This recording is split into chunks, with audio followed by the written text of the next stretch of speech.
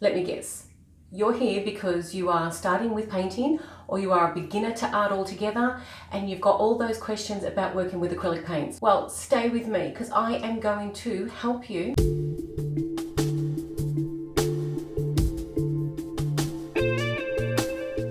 I'm going to talk about the materials that you need and some of the processes for mixing. I'm going to give you a demonstration. We're just going to work with black and whites. So don't confuse yourself at the very start with heaps and heaps of colors. Work with tones, work with shapes, work with subjects that you enjoy, and you don't need to spend a lot of money. I'm going to talk you through some of the alternatives to your material list. So let me show you alternative surface that you can paint on. You don't need to always go out and buy canvases and stretch linens and canvas paper sketchbooks. You can if you want to, and they have different texture and they are lovely, but you don't have to spend that money. Simply go to your household printer, get out a sheet of your A4 printing paper, grab some masking tape and basic PVA craft glue. You might be able to find it in your kids' or grandchildren's craft stack. If not, you can go to a $2 shop or a home craft shop and you can spend just a couple dollars and pick one up. Besides a board, that's all you need. I'm going to show you how with these simple things you can prepare yourself a surface that's suitable for painting on, particularly for beginners. So we have a board to tape down to, the tape to tape it down to, the paper that gets taped, the brush that does the smooshing of the PVA glue, and just some water in a jar to keep it flowing. So the reason we can't just paint directly onto the paper, we need to do some sort of preparation, is because paper is porous. You will need to tape down all four sides of the paper, otherwise the moment you get this paper wet, it is going to start to warp. This will help it dry flat. Bit of PVA glue. So we've got some glue, just dipped my brush into the water and I'm covering around all the way up to the edges of where the tape is. To see if you've covered all the areas, you can actually just move the paper around. You're looking for all the shiny bits. Any of the flat, matte, non-shiny section means you need to get a little bit more glue on there, but that looks pretty well covered. And as also you should be able to see, it's quite warped. That is what happens with very thin paper like your printing paper. That should actually dry flat because I've taped it all down. So the paper has dried quite flat and it has a subtle sheen, so it's not glossy and it's not matte. But that PVA glue that we put down gives it enough of a protective ground that your basic home printer paper is going to be an okay surface to then paint your acrylic paint on. And the acrylic paint won't seep through and damage the paper. It will sit on top of your PVA surface.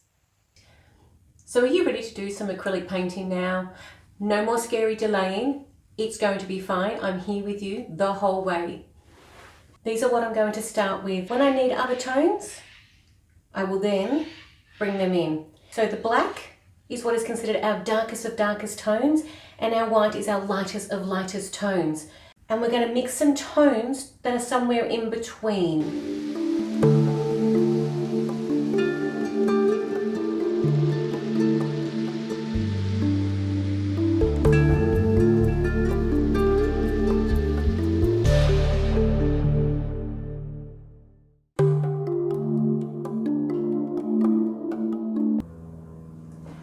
So with these first marks, I'm using just a middle tone and I'm just blocking in some really basic large shapes, roughly where they're going to be. I can refine the proportions later on.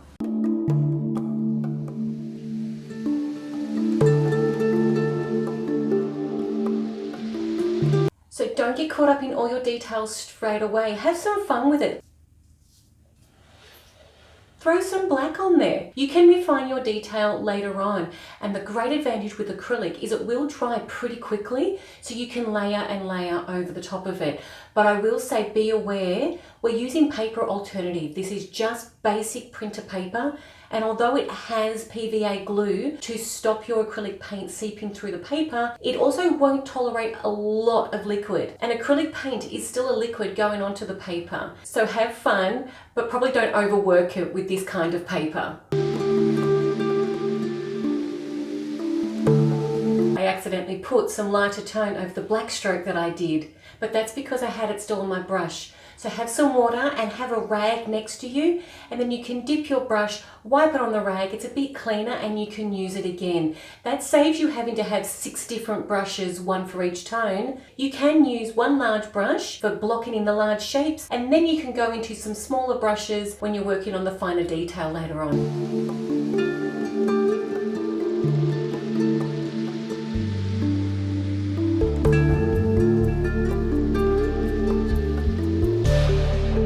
So I have started to get some of the details into there, but that's just so I can actually see. I can paint all over them again if I wanted to.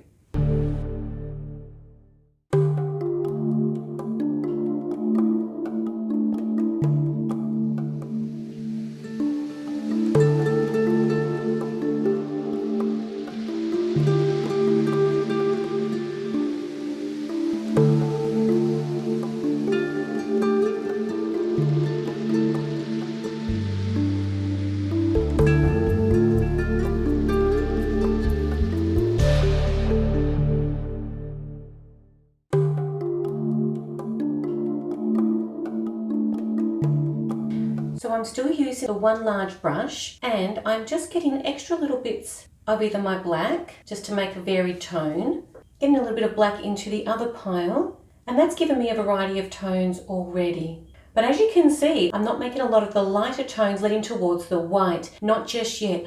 I'm using the paper to show me the very light areas. I'm just trying to get some of these sort of mid-tones towards slightly darker tones into the painting first, and then I'll get into the lights. The reason I tend to work with my mid-tones and my dark tones first with my acrylics, it's because I'm an oil painter. And with oil paints, you do need to work dark to lights. With acrylics, because it dries so quickly, you have a different flexibility. I work this way because it's more of a habit. It's not a rule. So don't think you have to. If you want to, I'm going to be brave here. Pick up a big piece of white and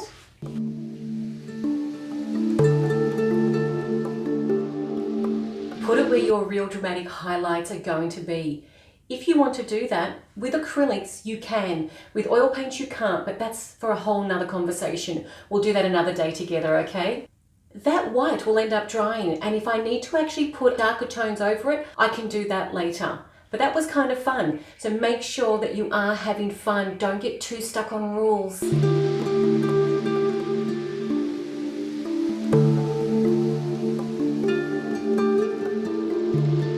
If you're finding some of your paint on your palette or on your brush is starting to dry, dip it into the water.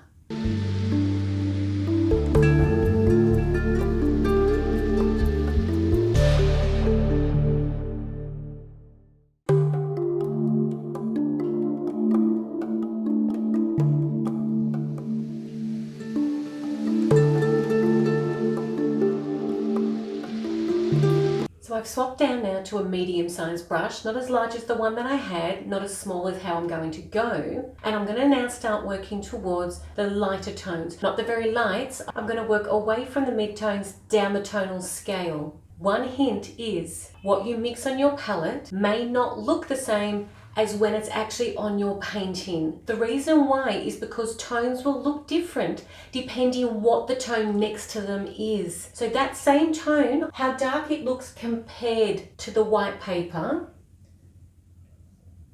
how light it looks compared to the dark behind it.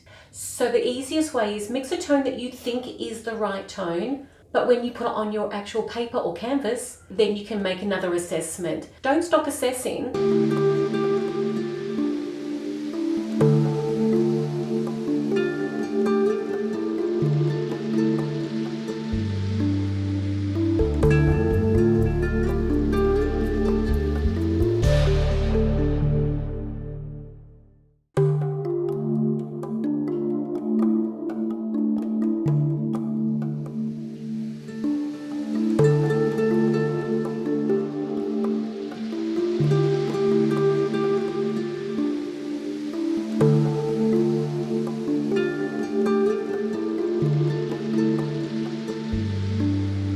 So I've placed a few extra tones leading towards the lighter spectrum of the tonal scale. That's going to help build some forms, and that actually helps something that's two-dimensional look three-dimensional. So it's a little bit of a trickery, an eye illusion.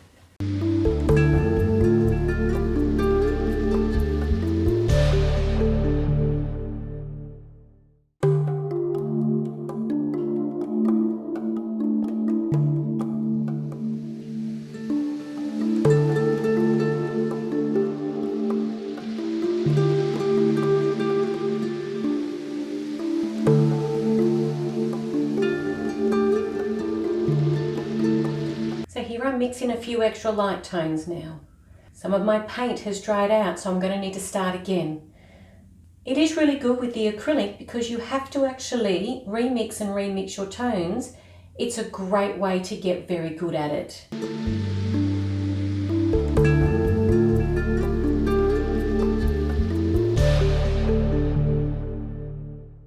So as I move over towards the light side of the face, the part of the face where the light is actually hitting, even though I could have some fun and throw those whites back on there, I'm going to actually just choose to leave the paper as all those really light areas, and I'll get around to them a bit later on.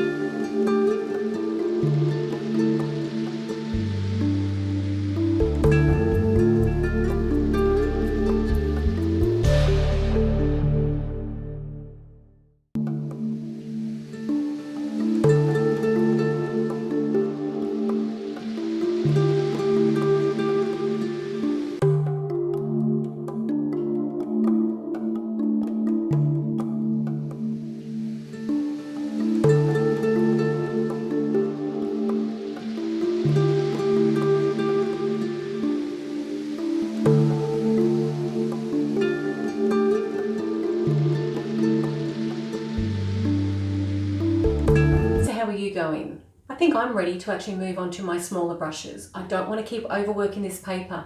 Remember, it's just printer paper and it will warp.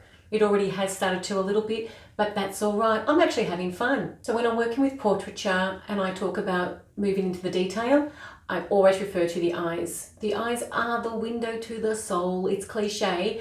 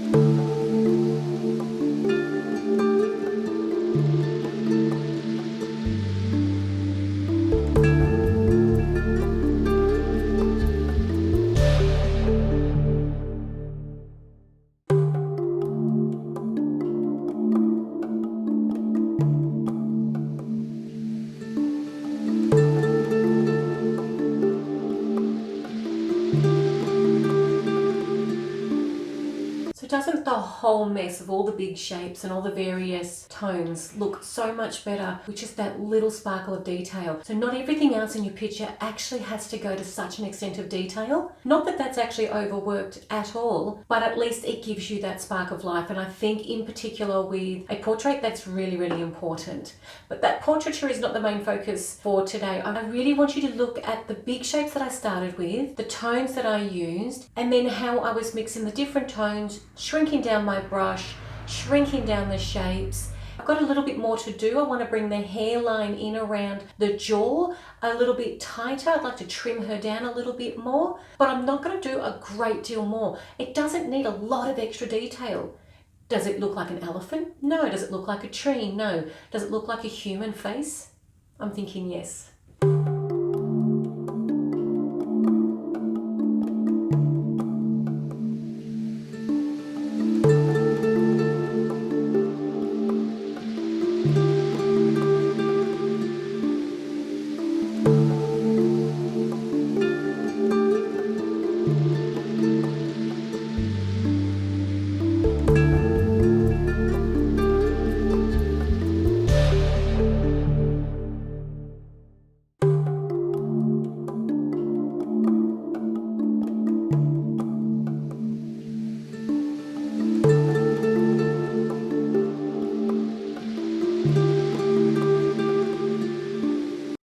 So let's trim in and fix up the face proportion.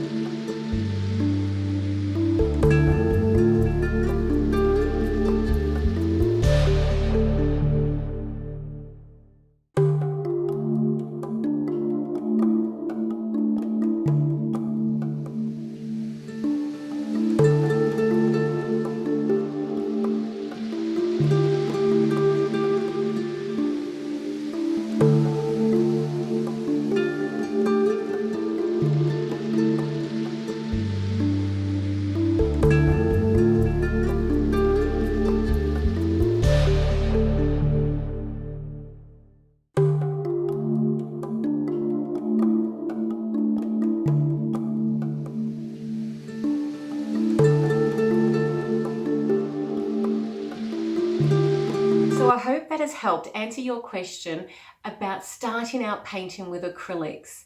So you can use a paper alternative like what I have here. Simple A4 printer paper coated with PVA glue. I have restricted myself to black and white only, so working with just tones, and I only allowed myself 4 brushes that varied in shape and size. I had a jar of water to keep the paint smooth, rinse the brushes, and I had a rag. That's all you need to start painting with acrylics. And if you are just new to painting, acrylics has a huge advantage that it dries quickly. So what this means for you is you can do a layer, step away, have a cup of tea, come back, it's dry, even before the kettle's boiled, it's dry, and then you can go back into it. So you can layer up. As I said earlier, be careful layering too much on this paper alternative that I've used here because it will start to buckle. As it's dried, it has actually dried quite flat, but you don't want to overdo it. Too much moisture and it will buckle. But I hope that this has really helped you. I hope you've got that little bit of extra confidence and you are extremely excited to try some more creative adventures. If you have anything else that you would like me to answer,